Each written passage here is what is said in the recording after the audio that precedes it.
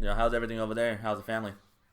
Good, man. Pretty good. Also, it's a little rough, man, because my wife, she got tested for the virus, and it actually came out positive. So it was rough a couple of weeks ago, man. Holy shit.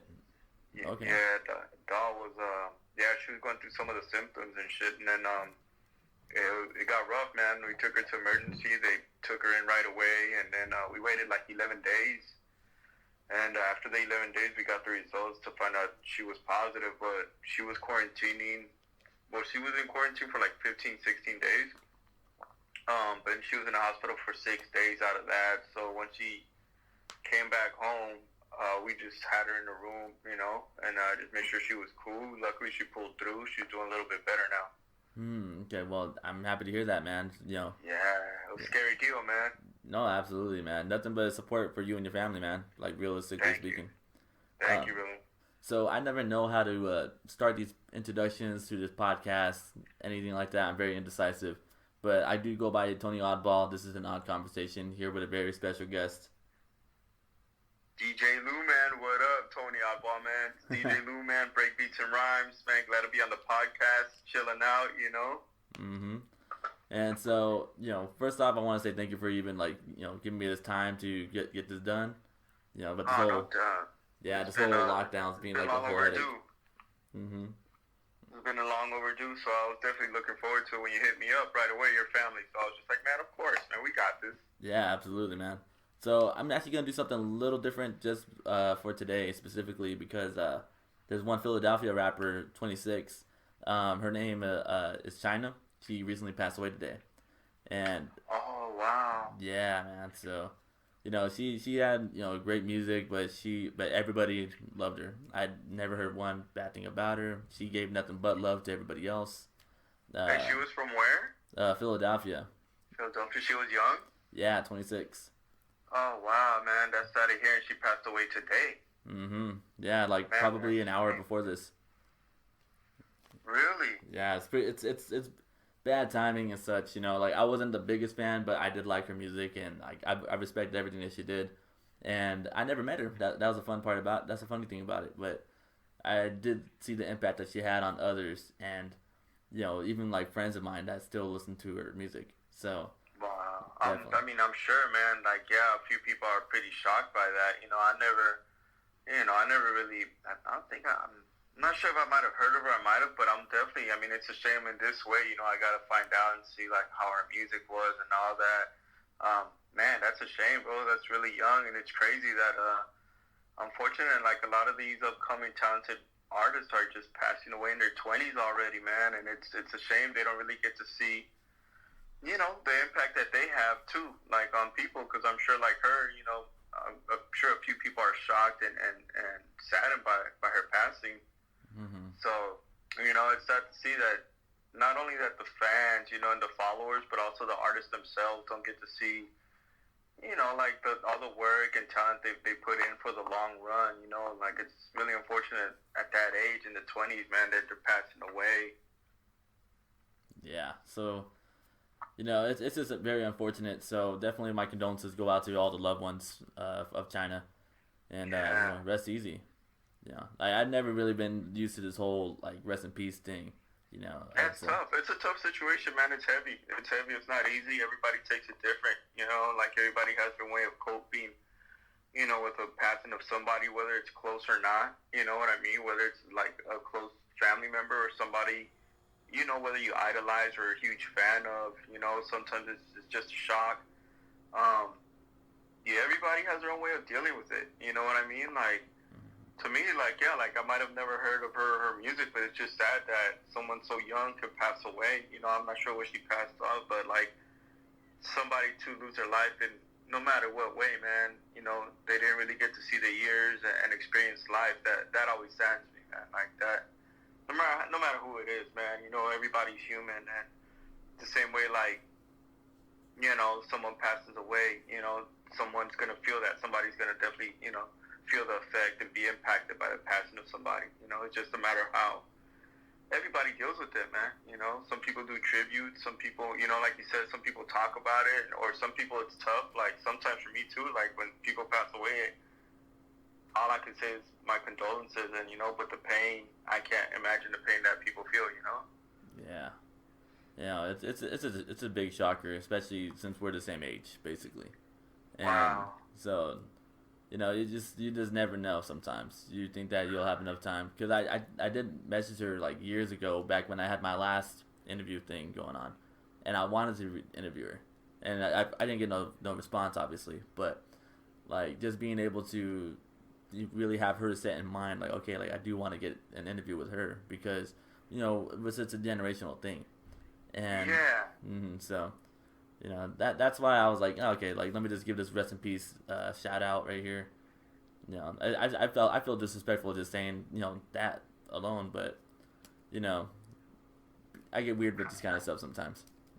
Yeah, no, man. I mean, it's not even being disrespectful. It's just like you acknowledging someone that you had in mind, and like a lot of people did, and. Yeah, it's unfortunate, man. Like, I'm definitely gonna look into her right after, and yeah, like that, condolences to the family, even though friends and fans and all that, man. Even though, like I said, like I might not know these people, but I know what the feeling is like when someone passes away, and it's a heavy situation. It's tough, like I said. Everybody deals with it, and. Sometimes through time, man, you just start learning how to deal and coping with things like that. It's not easy, Yeah, definitely isn't. But we'll swing it back into the original schedule right here. You know what I'm saying? But so personally, to me, I met you years ago. I met you throughout the years for sure, but I don't remember exactly what. I think our first conversation really, because we were like, you were like in-laws with one of my cousins, basically. And yeah, so when I've always seen you around. I've always said hi to you guys and stuff. But I think remember us talking. I think my mom even mentioned that, like, oh yeah, my son like interviews like rappers and stuff. Back when I had my last name. And then definitely, I do remember. We've seen each other at a few family functions, here and there, real quick. Mm-hmm. But I think I do remember that mentioning, like, yeah, he interviews upcoming rappers and people that rap, and I'm like, oh, okay, cool, like rap. I love rap and I love hip hop.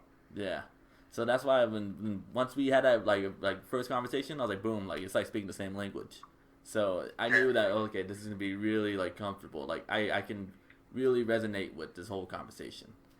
Yeah, brother, it's family, and what's dope, like, I do remember some of the few times really chopping it up with you and talking, at, like, some of the parties, I forgot whose party it was, birthday party, but then also when, like, me and my wife would start seeing you at the shows we would go to, and that was even much more cooler, because it's like, yeah, this is family, from, we see them at the parties and all that, and we chop it up, but then we started, running into each other at a couple different shows. I think one of them might have been like, I don't know, it was the Planet Asia one, but it was a few different ones, man. Yeah. We've seen each other at, and then it was really dope, because that's the environment that we love, that's the culture, that's what we do. So that was really dope, chopping it up with you and kicking back, man, at shows, that's really dope. That's a good feeling right there. It really was, because the first time I actually ran into you was at the Afro show. Afro, yeah. And you even like DJ'd for like 2 or 3 people on there. But then you had like your own maybe 15 to 20 minutes of just like straight just like rocking the turntables, and I knew that I was like, okay, like this is what I really missed out on, like from like it's a generational thing where you kind of wish you were born back like 10 years or 20 years, and when you were playing like Who Shot You like in the middle of your set, I was like, no way, like I never thought something like this can still hit like nowadays. And yeah, I was like right there at the bar just singing every freaking word, and like all the transitions and different choices of music that you chose to go with was like really crazy. Thank you, brother. Thank you. I do remember that show. That was a dope show. I think that was in Hollywood, and might have been. Yeah, I think Talib Kweli also performed that night. No, not that one. Not that one. What's it called? It was that. I think it was actually. It was that some. I just knew that Afro was headlining. I just can't remember exactly which one. What city it was in. Actually, it was in Orange County. It was Westminster at the Blue Oyster or something like that, or something. Yeah, the Blue Oyster Lounge. I know exactly what you're talking about. Yeah. Yeah, so I remember seeing you like rocking it from there, but now I'm just kind of curious. I've always wanted to ask you about how long have you been into DJing and such? DJing, I started DJing officially, like, got my first pair of turntables. I was still in high school. I want to say I was probably, it was 1998, man, 98, 99. I think 11th grade or 12th grade for sure. Like, I was probably about to be a senior. So it was, like, definitely 1998 or 99. I got my first pair of turntables. There was some new marks. Brought them from my homie. He was like, dude, like, I think this would be really dope. I've always been into music and hip hop before the turntables and all that. I really wanted to be a MC. I wanted to be a rapper. I used to write rhymes, man, and like freestyle, like hella freestyle. Before I even thought about like really, I'm gonna be a DJ. Like, I used to write a bunch of rhymes. I was in little rap groups. Like, I would be the one rapping and during, like. Homeroom or lunch, whatever it was, I'd be the one battling people growing up, and like that was really what I was into. Like you said, like sometimes there was periods of time, man, when I first heard like LL Cool J or like NWA, man, or even like even further on to Wu-Tang and Snoop Dogg and all that. I was like, wow, like this is what I want to do. Like I feel this, and then growing up, like that's what I did. I always loved music. I was always interested in DJing. I remember going to the parties and the quinceañeras and seeing the guys rock. I would love to dance, man, and seeing DJs just playing, everybody dancing. So I always had a love for that, man. And once I got my turntables, I knew, man, like I was like, wow, this is it. So I stayed with my new marks, like my beginner turntables, for maybe like about a year. And I was working at the time in Mission Hills in some parking job, and I managed to save up. Man, I saved up my checks, and then like within a year, I bought my first Technique, and then like the second year, like I waited, man, I just couldn't get everything at once. It was a lot. Then the second year, I got my second Technique. So then by then, I had the two Techniques, which are these right here. I got behind me. I've been having those since like 2000, maybe, man, like 99 or 2000, and I just fell in love with it, man. Going out buying the records. At the time, there was no laptops, so like. 98, 99, I would really go out and just digging for records, whether it was new stuff or old stuff, and then playing, at first I would scratch a lot. Like, that was my thing. I was like, dude, I want to be the scratch DJ, Mixmaster Mike, DJ Qbert, and, Rock Raider and all of them, and I would really practice on that, and then I got the notion. I was like, wait, like, that's cool, but I also enjoy seeing people dance. I love making people dance. I love seeing, like, I like to go out and dance. And when you go to a party and, like you said, DJ's just rocking it, and like whether it's like dancing or at a hip hop show and he's just playing the joints, like I was like, yeah, I know I could do that. So I started practicing on that a lot more. Started learning how to blend, how to juggle, and this was way before the laptop days. And just watching VHS videos on some of the people I idolized, like the ones I just mentioned, and Beat Junkies, a lot of the Beat Junkies guys. It just really fascinated me, and I fell in love with it, dude. Like, ever since, I remember my first party was at my homie's birthday, his backyard. I brought my home speakers. I didn't have, like, no, like, legit equipment, but I had my Techniques in a crate, and it was his birthday party, man. His backyard was popping, dude. Like, I seen a lot of people from the Hollywood High. I seen a lot of people I went to school and, like, neighbors. It was just crazy to see everybody in the backyard. And they were like, oh, dude, you're DJing. Like, wow. And I was playing cool joints, but, like, the guy told me, his name is Daniel. He told me, like, dude, like, you got all the underground joints we love. We love the Wu-Tang and all that. But he's like, man, you got to have shit, too, that makes people dance. I want people to dance. So we got to hear, like, the shit that was going on the radio at the time, just dance music. So I was like, all right, cool. I went back home. And I really took that. I'll never forget that in my life, man. I forever remember when he told me that. And sure enough, I was like, all right, cool. Like, I started ciphering out the difference, from playing underground joints for, like, hip-hop shows where people, they love hip-hop, underground hip-hop, and then making people dance, whether it's playing old school funk. You know what the family loves. They like the old school funk, Zapp Roger and all that stuff. Exactly. That's where I could depend it on right there. I went to the 80s club over there in Fullerton. Doll was actually there last time. Yeah. And I'm not gonna lie, dude. Like, dude, she was killing it. She was like all like dancing like nonstop, and we're listening to like 80s like rock music. Like we're not even listening to any like dance music right like that. You know what I mean? And so when she was like setting it off, dude, like everybody's because we had a big family group there, and like little by little everybody started like getting into it, and like Doll like kind of kicked it off for everybody. So that's why that's why I was like, you know, man, like I can always like depend on her if she needs to, like, liven up a place. Like she was crazy that night.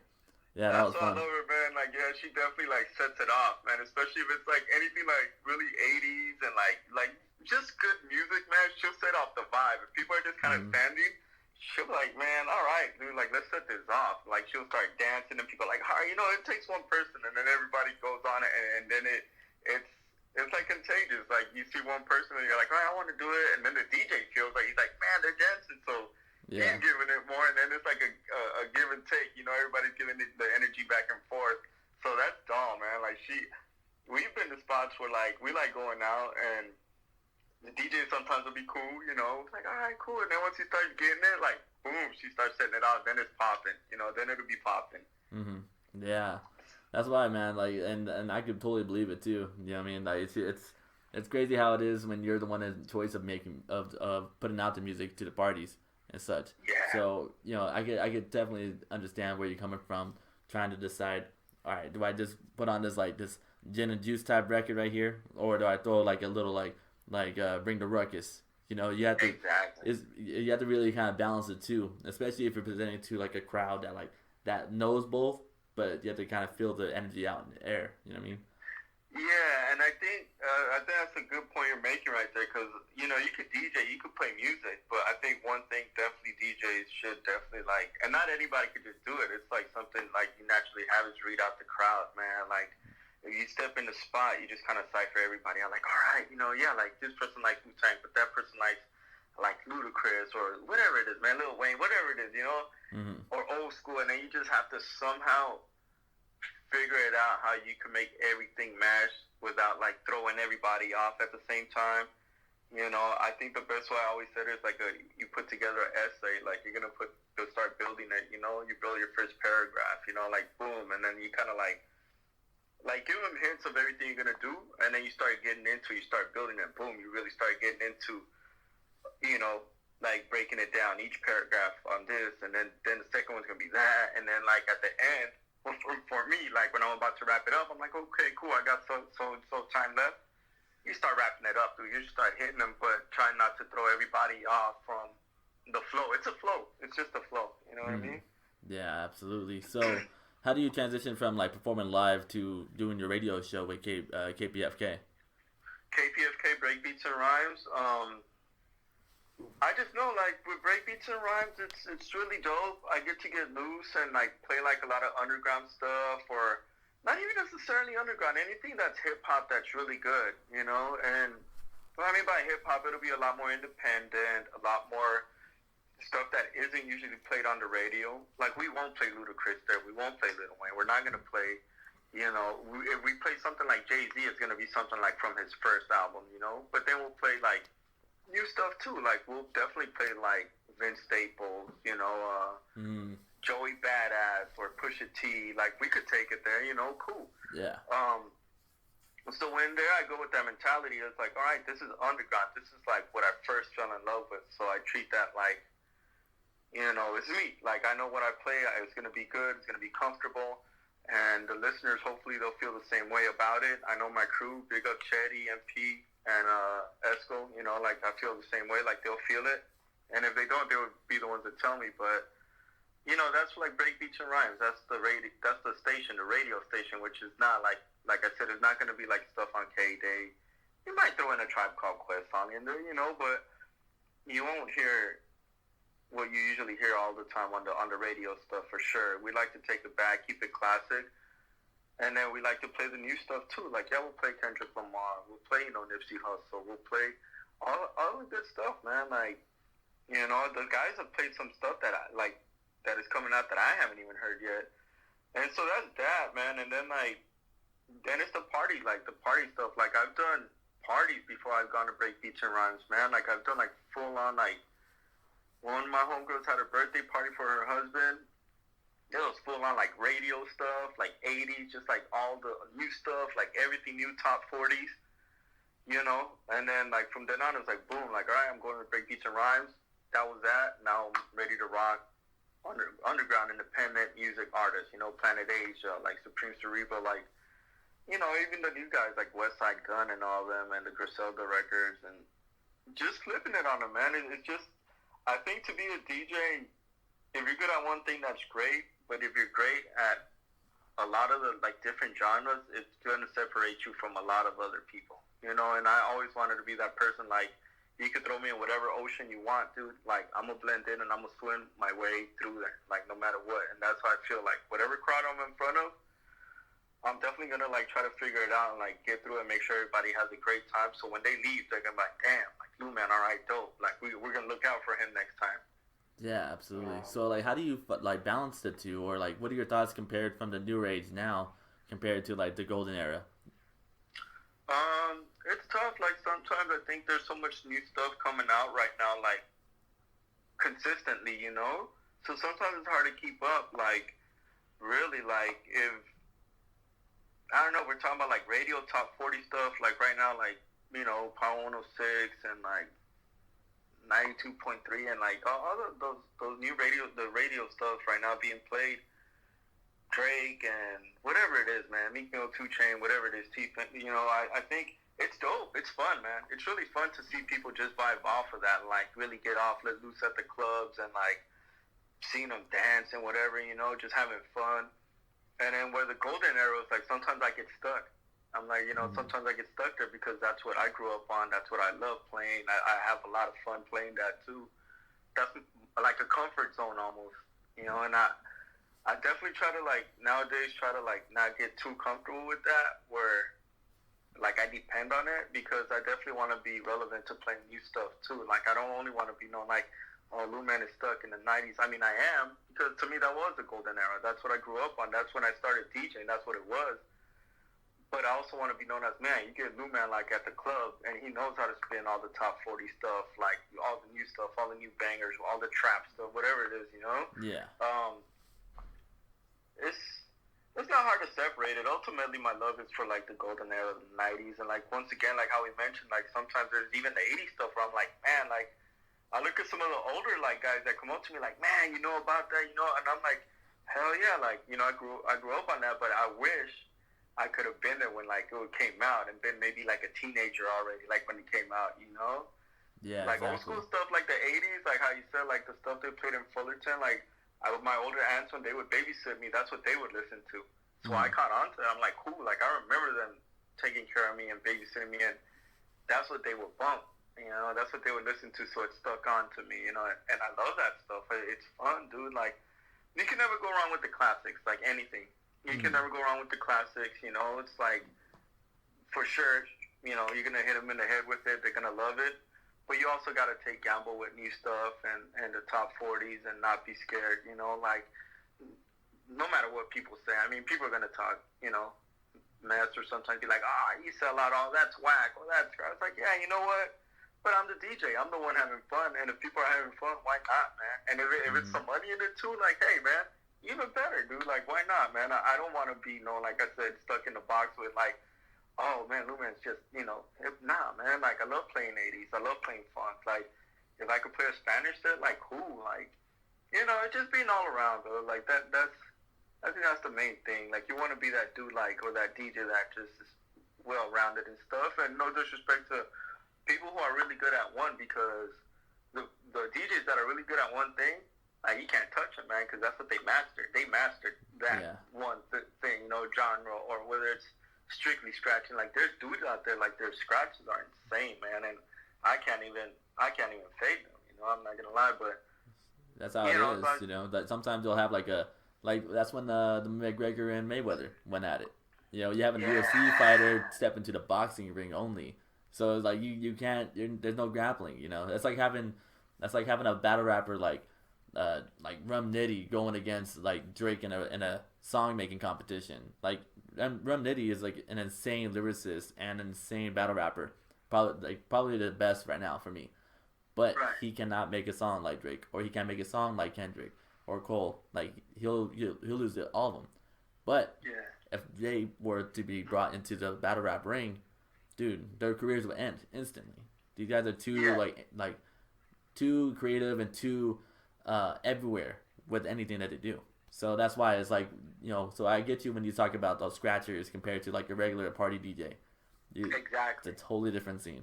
Exactly. Yeah, totally different scene. But then again, some scratchers, they can't rock the party. You know what I mean? Yeah. Like, they won't be able to hold down like a 4-hour like party. Not, I've seen it before. So they can't hold down the party like for 4 hours. Like, rock the party and make everybody just happy and walk out of there cool, Mm-hmm.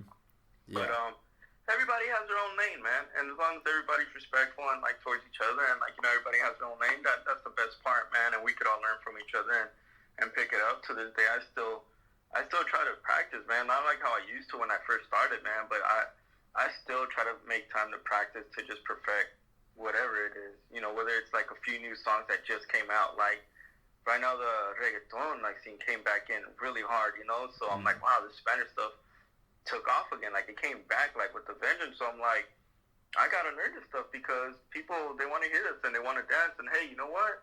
I want to make people dance, and it's fun, and it's, why not, dude? So I had to go back and practice on a few of those things, like, okay, let me practice, and then sure enough, then it worked, it works. Yeah, absolutely. Hey, you see me, man, or it's dark, huh? Let me get some Yeah, light I just here. noticed it like just maybe a minute ago. I wasn't to mention it. So, I do have another question. This is kind of like a nerdy like hip hop question, but when it comes to like coastal music, whether it's like West Coast, East Coast, like which one do you kind of like feel? I wouldn't say feel more comfortable with, but I would say which one do you enjoy better? Ah, man, East Coast right off the bat. I love the West Coast. I grew up out here, LA, Hollywood. I went all Hollywood High. I went all LA. I love West Coast music, but just generally right away, East Coast, man. Like, I look at a lot of my collection from my records. I'm like, wow, it's a lot of East Coast stuff. Then I see my CD and my tape collection. I'm like, man, it's a lot of East Coast. And without like wanting to buy the East Coast stuff, it's just what I naturally got, And I mean, some of the best rappers. West Coast has a lot of dope rappers. Don't get me wrong, but some of the illest influential rappers too, like came out the East Coast. And I think growing up here in LA and when I would get in touch with the East Coast stuff, like when like Boot Camp Click was coming up, like wu-tang or like Special, just all that stuff, man, it was way different. Like, I think the sound and like what they were rapping about, it was way different from when like I was hearing the West Coast. Even though like I love the West Coast stuff, a lot of at that time was like gangster rap was really in, man, and like G-Funk, and I would listen to that a lot. But I knew I was like, man, well, I'm not a gangster like that. Like, I'm not really like what they're rapping about and talking about, And I still loved it. I still listened to it, but automatically it'll be just East Coast stuff, New York. I love when Fat Joe, man. Fat Joe when he first came out was dope, and of course, all the Wu-Tang stuff and Tribe Called Quest, and it's a grip of it, man. Like, just a grip. Like Redman's really dope, and I don't know. I mean, I just feel like definitely like for me, like when people ask me that, it'll be like East Coast right off the bat. Yeah, it's very hard to not say so. I mean, it also depends on where your music taste is. But as for myself, when I first started like getting into hip hop and like learning more about it, and like started looking into it myself without someone introducing it to me, I caught myself listening to a lot of Big L and a lot of Biggie. Like Big L was an insane like freestyler. He had punchlines that were like were way ahead of his time. Like I can't like. There's so many that you could even like quote from, but I could definitely say from Big L even to Raekwon the Chef. Like Raekwon the Chef really like his like delivery and cadence was just like different than like almost anybody's. Like it wasn't you couldn't predict his punchlines. He'll just like come with it, and then it'll like catch you by surprise. Yeah. But speaking of Raekwon, you used to DJ for him out here in like California, right? Yeah, I DJ'd for him a couple of times. He came out to California, man, like a few times out here, and then I definitely got the opportunity to DJ for him. The first time was at a Rhyme Fest. I big up Rhyme Fest, man. They put me on a lot of their lineups, dude, and as a headliner DJ, and I don't know what happened that day, man. It was one of a Rhyme Fest at the arena, man, this old spot in Hollywood, dude, and I don't know, something happened with the DJ, man. I don't know, but like Scooby, big up Scoobs, man. He was like, yo, man, like, Yo, man, because I had my own sets, like in between the artists and all that, which definitely I was cool for that. I was down for that. I did that. And then I DJ'd for Namek that day, but then Scoops hit me up like, you know what, Raekwon's coming through. His DJ, he's not going to be able to make it, man. So, like, I want to ask you, you know, do you think you could DJ for Raekwon? I'm like, oh, yeah, man, of course, dude. Like, yeah, definitely. And, like, being the experience that I've had, like, DJing for other artists, you know, a lot of other MCs and rappers, like, I felt comfortable. Like, all right, cool. Like, comfortable, I could almost say confident. You know, I was like, yeah, I got this. Like, cool, I got it. Cool. I spoke to his manager, man. Like, right before the show, we didn't rehearse. There was no rehearsal. It was no, like, okay, like, let's practice this and that. Nah, man, it was like, the manager, big up, he came through, and he was like, all right, man, this is the songs. Like, put a list together, and then when the chef gets here, man, like, I'll introduce you to him, and then you guys chop it up and go through. All right, cool, fine. Sure enough, man, I put a list. I put the set list together, and then when he came through, man, he was really dope, really, really humble, man. Definitely, like, I give Raekwon, you know, I'm thankful for him a lot of time. Every time I see him, man, and I get a chance, I just thank him for giving me the opportunity to DJ for him. And, you know, we went through the set list. He just did a couple, like, all right, change this, change that. Perfect, cool. We went on, man. We killed it. It felt like we performed before, man. And then, like, when after the show, he was just like, yo, man, like, yeah, you killed it, man. Definitely, I'll be on the lookout for you. And his manager, too, they were both like, all right, man, like, you came through. Like, wow, like, you came through. Like, we were he headlined the show, man. Like, it was Rhyme Fest. I forgot. I think Immortal Technique played. Yeah, Immortal Technique played that time. Bigger Armin, and a couple of other cats and Raekwon headlined. So we knocked that out the box, man. And it was dope because a lot of my friends that I went to high school with, man, that I grew up in that area, everybody came through. And then along with people that I've met recently came through too. So a lot of people got to witness that and see that, man, and it was real, dude. Like, that was one of the realest. And from then on, every time he came through out here to perform, the manager would hit me up like, yo, we're gonna be coming into town, man, if you're available. And we would just, you know, take it from there, man. And every show we ripped it, man. We killed it, dude. Like, one of the shows was at Observatory. They brought out Ghostface Killer as a surprise guest. I didn't even know it until, like, we were on. They were like, okay, we have a surprise guest. It's gonna be Ghostface. Cool, let's go. Do you have Ghostface Killer instrumentals? Yeah, I have a few, man.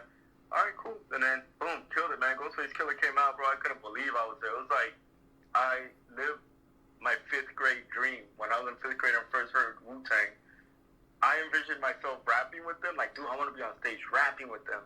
But I ended up being a DJ for one of them, you know, out here. So it was really something.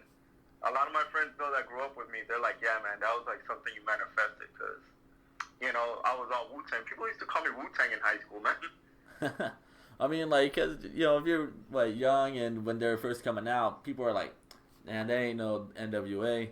You know, like, that ain't no, like, Cube. You know, like, they're like, oh, so, like, because I'm here, I'm supposed to only listen to that music. And so I can only imagine how it was back then, especially with, like, after the whole feud even went down between Pac and Big. Yeah. That was huge, man. That was big because I was already in high school, and that was a big deal, man. That really was tough, man. That shit was real, dude. People, yeah, it was like, oh man, like, you're into East Coast, you're listening to it. And it's like, well, yeah, and then it's like a lot of my homies were listening to like the whole West Side Connection, and which I was too, you know. Like, I listened to all the Ice Cube and all that stuff. I loved it, man. Yeah, quick fact, real quick, man. That was the very first hip hop I've ever heard in general was West Side Connection. The first album? Yeah, like, I think, well, what was it? I think I was maybe at least, definitely younger than 5, easy. But I was in the car with my dad.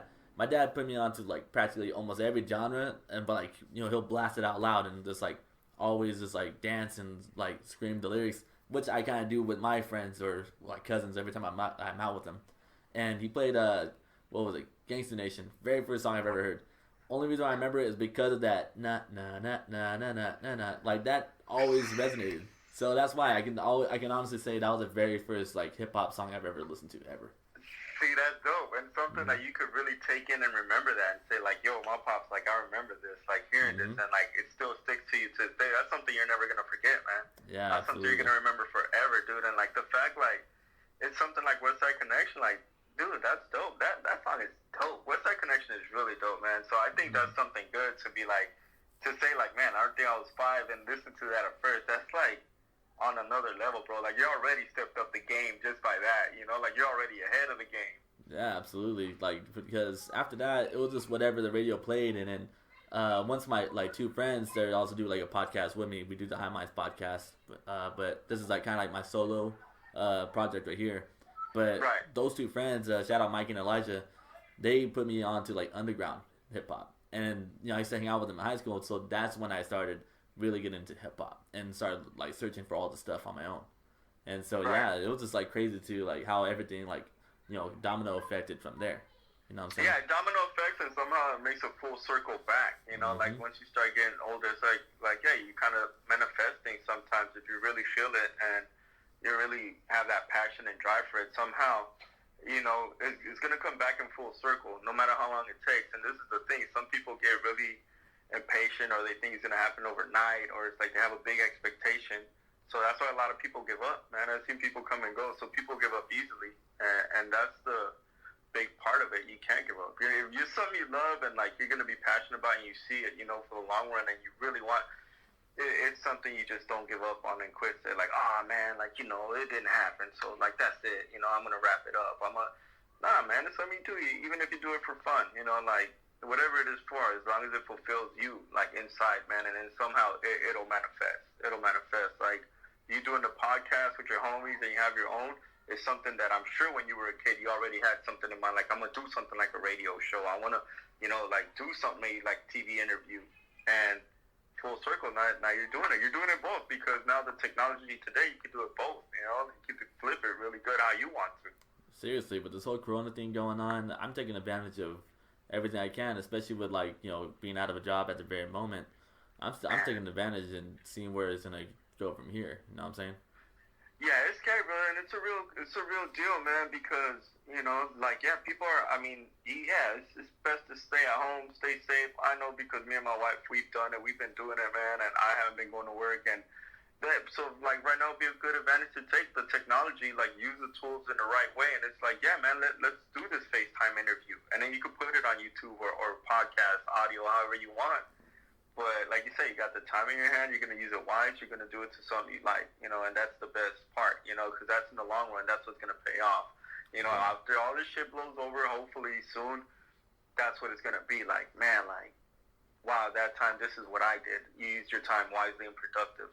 Yeah, absolutely. And then after all this that blows over, we definitely had to do something in person for sure. Like we worked on something. Bro. I know we always kind of spoke about it, man. And I know we always kind of mentioned all right, yo, I know we always kind of talked about it, and I guess this will be the right time. But definitely once all this shit blows over, it'll be dope, man. Just to link up live in person and actually do something face to face, man. I'm happy you're doing this, man, because then you're putting stuff out there that maybe the average person doesn't, or that people do want to hear and see, the fact you could put it on YouTube for everyone to view, and then you got your thing and your homies all together. That's a really good thing. Yeah, definitely, man. So it's definitely gonna be a lot of things in the works as soon as this whole lockdown gets lifted up. There's been so many artists I've been in touch with, and definitely people I want to connect with each other. And whether it takes off or not, it's a matter of just doing it, and just gotta manifest in it. Manifesting it, brother. Just put it out there, man. With everything you got, man. Just 100, dude. Stay consistent. 100. That's why, man. Me becoming DJ Luman didn't happen in a few years, man. That thing happened hell of years. It just wasn't overnight. I had to really practice. Put in work, no matter what I went through, I still did it, and either I had bad nights, and then I had good nights, but now I see, I'm wow, all that paid off, man, and now, I'm thankful to be at a podcast where I can be yeah, man, I get to tell my story and experience, and and I'm thankful I'm still able to do DJ gigs, people still call and still book me or whatever it is, so, or scratches for whatever albums or songs, and it's dope. It's something that I try not to take for granted, especially these times. I look at my trenches, I'm man, I haven't took them out since when, because of this whole thing that's going on. Yeah, I know. It's just sometimes you just gotta go ahead and just work on it on your own, just practice and stuff. Yeah, I've I'm kind of it sucks for myself because I kind of use this whole like the past few interviews to practice me interviewing people, and you could tell from like the first episode, the first one I released Friday, about Chewy. I really believe that you guys should really be in contact with each other. But I interviewed Chewy, and I kept on saying like so fucking much and so much. So from there, it started building off, getting better and better each interview. And I'm not gonna lie, I don't know if it's because I've known you for a long time, but this is probably the most comfortable I've been doing this whole interviewing thing. You know what I'm saying? So I'm glad to hear that, man. And I'm glad to hear that, man. That's how it's gonna be from then on. Like you could only get better. You can't get worse. So you're just gonna get better and you're gonna progress on it, and like this maybe will be the show to set you in that mood for the next interviews. Like no matter who you interview, face to face or through FaceTime, whatever it is, you should be comfortable. You'll be in your zone. You'll know what to do, man. You'll know how to ask and absolutely answer questions. And it's dope, man. Do you have other people in mind you think you're gonna be doing in the future, or anybody? Absolutely. Yeah, I have people lined up for the next couple of days. It's funny that you say that because I'm talking about myself a little too much on this thing right now. No. But it's funny how you say that because I'm actually interviewing someone that you went on tour with, right around 10 o'clock tonight. Ant from the locally grown collective. Ant is my dude, bro. Please, when you interview him, tell him Luman said what's up. Don't forget, you gotta tell him that's my guy, man. And for sure, like, if there's one person who I could definitely vouch for, like, doing this right now, like, and man, every time I seen him perform, dude rock solid, bro. Like he's solid set. Like he has a good variety of flavor in his music, and it's real, Like it's like genuinely like him. Like he's not really like I don't know how to put it. It's just I know it's him, dude. It's him like ripping it. Like whether it's like a trap song or a boom bap song or hip hop or straight up rap, like he kills it no matter what. And I've heard his music. I've heard his music too, like not only live, so and it's dope also. So like I know when you have a dope live performance and then you have like your music that's dope, like people still feel whether you hear it on CD, MP3, whatever it is, on whatever audio, but and you still feel like that's something good. Like his videos are dope, man. Like Ant is definitely someone who's gonna, man, that dude's he's gonna blow up. I've got the DJ I think for him a few times. I think one or two times I think I've spin for him, but. Even when not, man, even when I just get to see him perform, there's somebody that I'm like, that's that new era that I vouch for, like for sure. Would you say you give like the same credit, not credibility, the same push that you would for like Vel the Wonder? Oh yeah, man. And Vel, honestly, I think I mean, Vel's on another level. Vel's always been on another level, man. Like, she's always like, that's another person with like the new era. Like, I actually got to tour with her, and I know Enz and her, like, they went on a tour recently, but I've done a few shows with Vel, and she always, she's been to Break Beats and Rhymes. She's like family, and there, and every time we see her, it's like, dude, she's always got something new, and I think she definitely set it off, like, not only music-wise, but just outside of music, you see her videos are dope, her live performances are really dope, and her albums are dope, and then her merchandise, like, then she got the, like, pins, keychains, like, stickers, like, the whole nine, like, she's a full package, so that's what separates her from a lot of people, and Phil, that's why I say, like, she's on a whole another level, man, she's, like, up there, she's already up, bro, and, like, she's only gonna keep going more up, elevating the game, and especially as a woman in the game, like she could do with anybody. So how was it like going on tour with Enz, Vel, Fourth Beats, and I believe it was crap. Who was the fourth person on that tour? Like, 'cause I remember like that's when I first came across you like as a DJ, because I'm like, this guy looks so familiar on the flyer. And then I happened to be like, oh, wait, that is Luman. Oh, shit. That's crazy. It was, one tour we went on, like, a while back. It was me, Rebels to the Grain, Namek, Split the Hemingway, and the Wino. Wino's dope. The Wino. We went on that tour, like, it's already been, like, a few years back ago, man. And then we did a few shows out here in L.A. I think we had one show in downtown. And, yeah, it was, I think Enz might have been there, man. But for sure it was Spliff, Wino, Namek, and then Vel headlining, and then Rebels to the Grain. And I mean, we killed it, man. It was a great experience. Like, it was a cool experience, like that. Like, going state to state, we hit up a couple states, different states. Las Vegas, I think New Mexico, Bakersfield. I can't even remember the other two, man. But San Francisco. So we did that, man, and it was really dope. Like, it was a good experience. I think myself, I could have been better prepared, like, because everybody had merchandise, everybody had CDs, everybody, like, you know, and these are people younger than me, man, and they had their game tight. So I'm like, that's where I wasn't on that game, on that level. Like, yeah, I DJ dope, I'm cool, like, but I don't have nothing to sell. I had a few mixtapes, that was it, but I don't have no shirts. I didn't have, you know, so that's what I think now, being today, when you have all that, it really puts you in there, like, okay, like, dude, this person's got it all together, on lockdown. You know, that's professionalism at its best, you know? And like I said, Vel definitely, like, she set it off like that. And it's dope to see her, like, even just get bigger, you know, with time, all the time. I think every time she goes on tour, she comes back and, like, just elevates all the time, you know? Yeah. So, like, you have any, like, memorable, like, memories, either at, like, any performances you've done, any tours you've been on, whether it was, like, getting to the place or, like, at the place, you know what I'm saying? Sometimes getting to those places are crazy, man.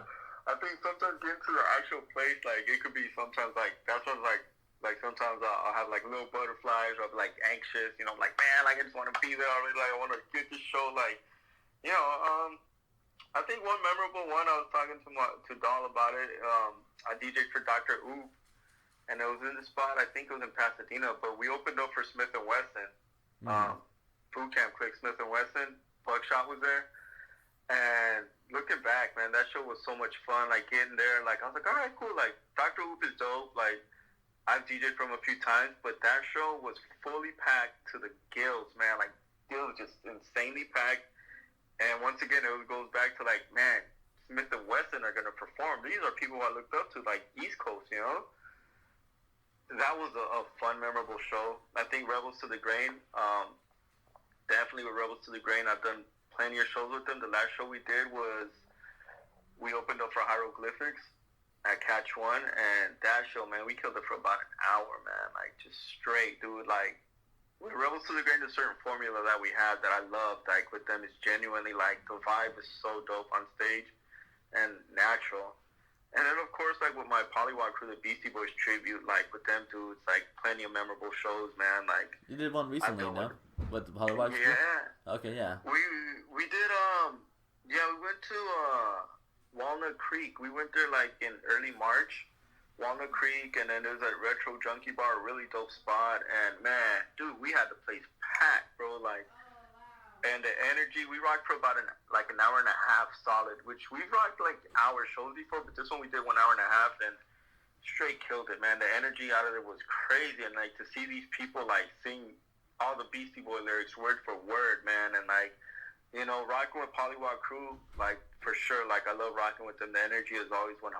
It's such a rush with them on stage that I don't even know, man. And then, of course, the Raekwon shows, man. I think when they brought out Ghostface Killer, to me, that was like, wow. Like, here's Ghostface Killer, here's Raekwon. They're doing Ice Cream. They're doing, like, Daytona 500. They're doing, like, Criminology. They did all the classics. And I'm like, it was at the Observatory.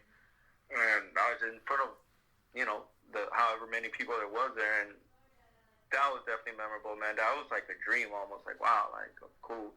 Every show I do, I love, man, no matter what. And like I said, I've had bad ones too, which I have to learn. I have to suck it up and learn. Like, all right, cool, man. I just gotta. That's when you learn from your mistake, and you just gotta come back harder.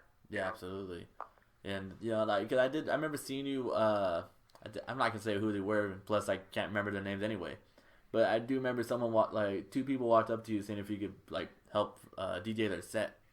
And you know, obviously they kind of flopped the performance, but it actually showed in your energy as well. Like, you know, like you were drinking that night too, so it was pretty funny. Like, it was entertaining, but like there was this one, like, boom bap song that they came up with, and you just, like, woke up like, oh shit, okay, let's see what we got here, you know, and like you just, like, got into it. Me and Dollar were on the side at the bar just laughing our asses off.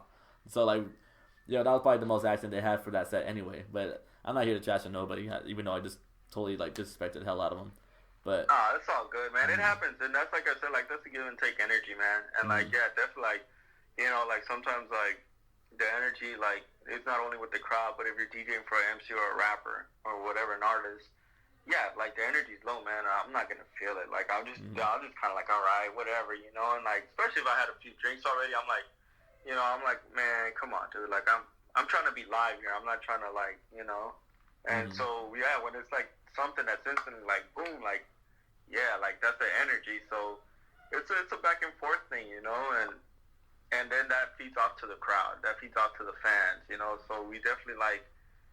You know, I'm down to DJ for anybody, you know, not anybody. Like, I'll say no, you know, if I don't feel it, obviously, but I do expect, like, that energy, you know what I'm saying? Like, I've been doing this for a while, so I do expect that energy, like, cool, man, and you know, I'm not perfect, but I've made many mistakes, too, but, like, I do strive for perfection on the shows, especially now, man. Now I'm older, I'm matured, you know, and, like, I'm, like, cool. Like, I look back at certain shows, I'm like, man, like, yeah, like there's certain shows where I'm like, dude, I could have done so much better. Yeah. So, all right, I have like 2 more questions before we lock this up.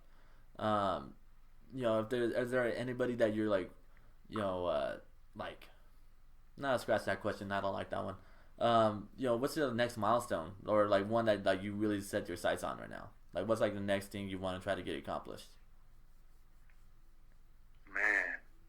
I don't know. It's crazy. I've been thinking about getting, like, I always wanted to make beats.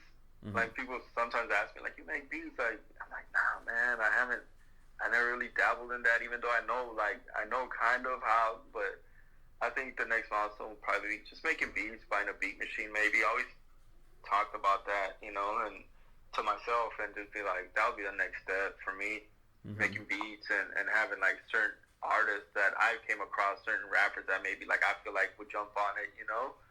Absolutely. But that's future talk. I don't even have no like solid like set date plan for that. You know, that's something that when it comes, it's gonna come if it does. You know. Absolutely. And you know, hopefully soon. You know, and then as far as DJing, just like I said, once this is over, dude, I'm gonna go really hard, man. Like if anybody's ever seen me like before, like, oh man, Luman's grinding hard. Like after once this is over, dude, I'm really gonna go out hard. You know. Props to the DJs that have been doing the IG Live and all that, you know, like that's really dope. Like that's been inspiring. I haven't really done. I don't know if you checked it out today on Instagram. I don't mean to cut you off, but you got a new battle coming up. You got RZA and Premier. Shut up. Yeah, dude. Yeah, it's going around. It's gonna be insane. I don't even know how to even feel about it, honestly, because I checked out the T-Pain and Lil Jon one, and that's like my generational like. Golden era right there. That was insane. That was like, dude, it was like you forget how many hits these dudes had. So I can only imagine how the RZA and Premier's gonna be. That's gonna be insane. That's gonna be insane for like the heads, like the hip hop heads. And I got to see the Lil Jon and T-Pain one, bro. I had to have a drink. I had a drink, man, and then like it was just we were in the house like, dude, like oh my god, like yeah, certain songs. I'm like, wow, like these dudes made these beats, like classic beats to make people dance and have fun to. Like how dope is that, man? And I also saw the Scotch Storch and the Manny Fresh one. Okay, I've seen that one. That was like one of the first ones ever, right? Like, well, at least for that was like one of the first ones, and man. Yeah, that was cool, but like the T-Pain one and the Lil Jon, that one's hands down right now. But hands down. I'm gonna give them the title on this IG battles until that RZA and Premier one goes down. Once that goes down, that's gonna be insane, bro. Like I didn't even know that until right now, so I'm kind of hoping that happens really soon. Oh yeah, I think it's actually happening Friday. I'm not sure, but I think Friday because I think honestly, I'm if I have to pick a winner right now, I would definitely say Premier for myself. Really, Premier? I mean, dang. No, I mean it's tough. Because he has some old Gangstar hits, but he also has like newer hits now. Like even with like Royce da 5'9" and all these different people that he's been working with. You know, he still has like newer music out that's still like making millions of plays. Yeah, definitely. And then like he did make songs for like Christina Aguilera and like I think like people like that too, like out there, but. Oh, wow. Premier has such a variety of range, man. And then RZA, like, I mean, his whole catalog just with wu-tang is kind of, like, insane, too. So that's going to be dope. That's going to be a lot of fun. And I'm glad they're doing that. I think that's what everybody needs, and I think that's what hip-hop needs right now. Just some fun. They call it battles, but it's just them going back and forth having fun. And I think that's what's missing, man. And it's crazy that something like this would bring that, because nobody was even doing that live. Like, nobody was actually, like, saying, like, okay, like, have T-Pain and Lil Jon play beat live. Like, let's go to this concert and the show and see them. Like, so to see that going down right now, once again with the technology, it's super dope, man. I think that's really inspiring. And the fact wherever you are, you could watch it and tap in. It's amazing, man. It's something dope. It's futuristic, man. Absolutely. And this is my last question before we close out, man. Damn, man, I don't want this interview to end, but this is sure enough a reason why we have a second one coming up, maybe in person. Who knows? Okay. What's it called? We're gonna do what's like a message out to like the youth, or message out to anyone that wants to pursue like it doesn't have to be about music, but just like anything that like. Any advice, life advice you would give to someone listening to this right now? Anything in life, man. Whether you're an artist, a rapper, a painter, a drawer, a DJ, you want to be, a dancer or an actor, like anything it is, man. Just the best advice I could give is just to do it 100. Practice. I always tell my kids, like, you just practice at whatever it is. You're not going to get worse. There's only room to get better, no matter how long it takes. You practice at it. Stay passionate. If you really love it, you'll do it no matter what. Whether it's for money right away or not, whether you see it, blow up and like you get famous or not right away, like it's something you're gonna do and follow for your heart, to fulfill your heart. And then if others catch a fulfillment out of it too, like that's even better, man. Like that's even better. People could impact one another, with anything, man, whether it's a sport or anything in music or anything, dude. And as long as you perfect the craft, I say master that craft, perfect it, and there's always room for perfection. Even when you think you're good, you're not really that good. You're still learning every day. There's always somebody that might be better, but don't compare yourself to others. You just stay in your lane and do it 100, man. Like, and never stop, never quit. I think that's my thing, man. I always tell people, sometimes I see people give up too easy nowadays. Like just stop or quit for whatever reason, man. Where back then, I didn't grow up to that. I grew up to like, dude, I'm just going to do this 100, dude. Like 100, dude. Like 100, dude. Like when I didn't know how to beat match, I was at some B-boy event, and it was one of my first B-boy events. And they're like, oh, this dude can't even beat match. I remember like people walked out of the floor, man. I was like, damn. Like, boom, so I had to go back and perfect that, and I did. Just perfect whatever it is, man, and put it out there for the world. People will love it. Somebody out there will love it, and as long as you get fulfillment, man. I didn't mean to ramble on. It's just, I think that's such a deep question, man. Like, especially when it's younger kids, man. Like, I think younger kids, like, there's so many opportunities out there. We got all the tools, all the resources. So there's no reason why one should not take advantage of, whatever hobby or whatever you love to do. Just do it 100 and never stop. That's the best thing I can say. Absolutely. I mean, like, first and foremost, man, this is your interview, so don't even worry about, like, rambling on or whatsoever. You know what I mean? Like, to me, like, I honestly feel like I'm just like a fan listening to this right now. I'm not even, like, I'm keep on forgetting I'm supposed to be, professional and speaking on record. You know what I mean? And I just feel like, I just feel like I'm just listening to some, like, game, personally. Thank you, brother. Thank you. That means a lot, man. It means a lot. And then it's an honor being on here, man, and being on the interview. Like I said, it's always an honor, man. And I love it, man. I love this whole thing, like hip-hop and DJing and music and doing the interviews, man. So whenever I get the chance, if someone asks me to interview, I definitely try not to pass that opportunity, because that's an honor for me.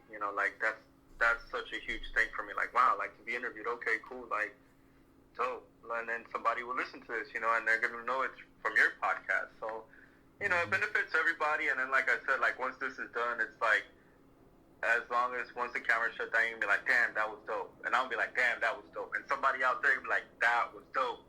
Boom, mission accomplished. That's the fulfillment.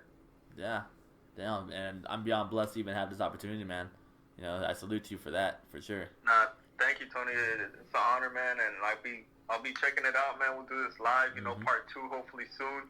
Yeah. And, hopefully sooner, man, because, that's another one. Like, unfortunately, like, goes back to, this young girl who passed away. Like, life is too short, man. Life is too short. We never know when that day will come. So, you gotta try and knock everything out on the bucket list while you can, you know? Absolutely, man. You know, so just like an intro, I don't have an outro as well, but I do go by Tony Awdball. This is an odd conversation here with DJ Luman, Breakbeats and Rhymes, big up, Tony Awdball. Check out the podcast. Much love. Thank you for having me on, man. It's such an honor. Blessings. Everybody stay safe, my bro. Much love. I'll be seeing you soon, hopefully, whether it's out there at the show or at the Family Junction or for the next interview, man. You hit me up. You hit my lineup, I'll be there, all right?